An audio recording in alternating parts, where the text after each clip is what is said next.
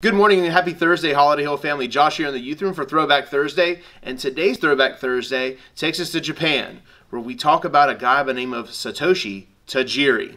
Satoshi was born in Tokyo in the mid-1960s, grew up through the 60s and 70s in Japan, and the place he was in Tokyo is actually very rural. It hadn't really developed yet as far as like an urban city empire, cityscape was concerned, and he loved bugs. True story. He loved bugs. He would find them, he would collect them, he would catalog them, so much so that his teachers let him have a segment at the end of show and tell, or the end of the school day, where he would share the bugs he collected. His classmates called him Mr. Bug. In the late 70s, early 80s, Satoshi found another passion. It was video games.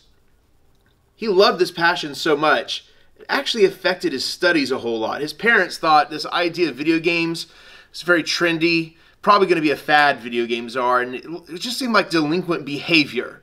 But he pressed on, and he loved the ins and outs of video games, the strategy, the art form, and also the technology. He took apart his Famicom, which we know is the Nintendo, just to see how everything in it would work. He created a fan magazine centered around video games.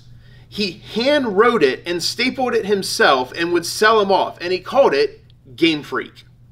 And I think the highest copy sold about 5,000 copies, give or take, about the secrets of getting like the high score on Space Invaders, basically. And it took off pretty well. But this love for video game and technology actually hurt his schooling, so much so he had to take extra classes and basically get high school equivalency to finish education in Japan. He started getting involved in video games and the video game industry, and what happened was he had this great idea centered around his old childhood love of collecting bugs. He looked at the Game Boy. Tetris had a link cable, and what if you could use that link cable in the Game Boy to trade like collectibles with one another?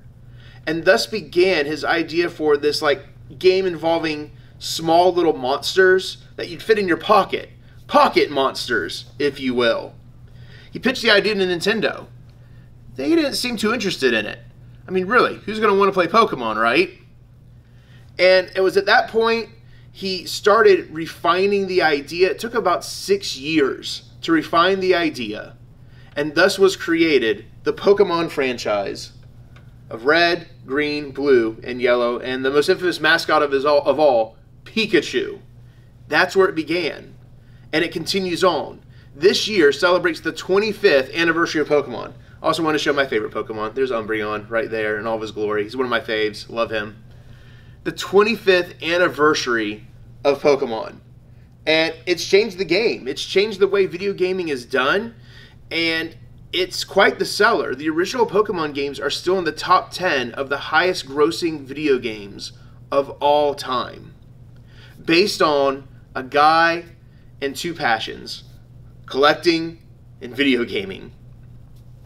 We live in a culture now where we are encouraged to say what we're against and what we hate and what we dislike. Very rarely are we encouraged to preach and speak on the good things, the things we're for, the things we enjoy, the things that bring us happiness.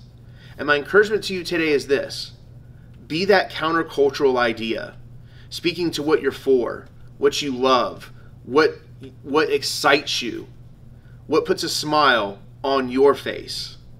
The things that put a smile on Tajiri's face turned out to be very lucrative. What if the same one day could be said of us? Take care. God bless.